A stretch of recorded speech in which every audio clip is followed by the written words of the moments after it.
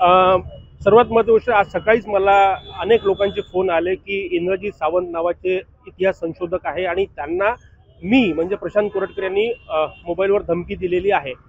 पहिली गोष्ट तर तो आवाज माझा नाही आहे, मी त्यांना कॉल केला नाही, त्यांचा नंबर माझ्याकडे नाही, मी त्यांच्या संपर्कात कधीच आयुष्यात आलो नाही. मी पत्रकार म्हणून गेल्या 25 वर्षापासून काम करतो आहे. माझ्याबद्दल लोकांना माहीत आहे मी काय व्यक्ती आहे, कशा पद्धतीची पत्रकारिता केली.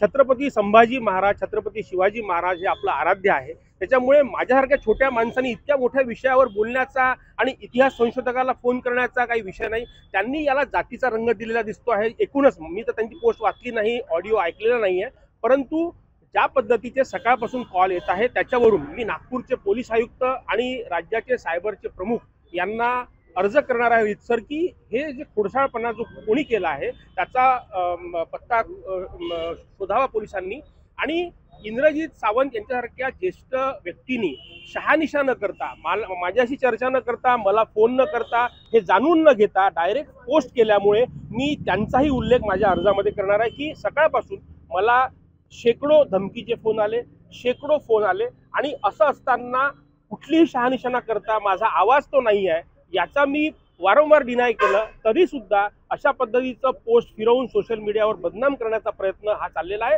आणि याची चौकशी झाली पाहिजे. ब्राह्मणवाद कुठेतरी पसरवता असं आरोप जो आहे तो ऑडिओ क्लिप मधून केलेला दिसतो आहे, तुम्ही कुठे तक्रार करणार आहे काय? एकतर मी कधी म्हणजे मी इतक्या याच्यामध्ये राहतो सामाजिक जीवनामध्ये, मी कधी जातीचा उल्लेख केला नाही. मी ब्राह्मण आहे की दुसरा मराठा आहे की कुणबी आहे मी कधी लोकांना माहीत नाही. दुसरी गोष्ट, मी जातीवर कधी कमेंटच केलेलं नाही आहे. त्याच्यामुळे याला जातीचा रंग देणे आणि कोणी सांगितलं की मी मुख्यमंत्र्यांचं नाव वापरलं किंवा मुख्यमंत्र्यांचा उल्लेख केला असं कुठेही नाही आहे. आणि असं असताना राज्याच्या सायबरचे प्रमुख आहेत, त्यांनी याची चौकशी करणारच आहे. मी याची तक्रार नागपूरचे पोलीस आयुक्त आणि सायबरचे प्रमुख यांच्याकडे करणार आहे. मात्र जो मनस्ताप त्या सकाळपासून शहानिशा न करता लोकांनी शेकडो फोन मला सकाळपासून केले, याच्या बाबत मात्र मी गंभीर तक्रार करणार आहे. कारण याच्यामध्ये जर काही चुकीचं घडलं तर याला पूर्णपणे इंद्रजीत सावंत हे जबाबदार राहतील.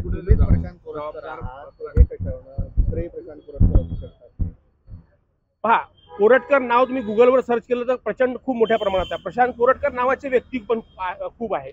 आता मुद्दा असा आहे की त्यांनी माझाच उल्लेख केला, माझाच ऑडिओ टाकला, याच्या मागचं कारण माहीत नाही. कारण की आमच्या फॅमिलीमध्ये 2-3 लोक मीडियामध्ये आहेत, चांगल्या प्रॉमिनंट याच्यात काम करतात. त्याच्यामुळे त्यांना या सगळ्या छावा सिनेमानंतर स्वतः पोट्रे करून घ्यायची सवय लागलेली आहे असं मला वाटतंय.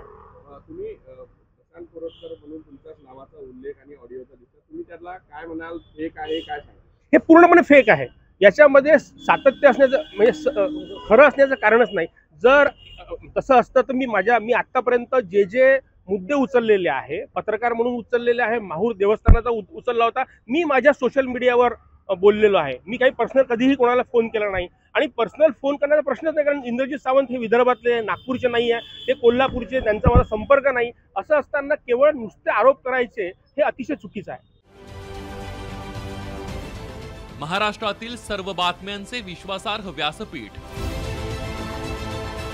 सकाळच्या सर्व सोशल मीडिया प्लॅटफॉर्मला लाईक, फॉलो आणि सबस्क्राईब करा. तसंच सर्व नोटिफिकेशनसाठी बेल आयकॉन प्रेस करायला विसरू नका.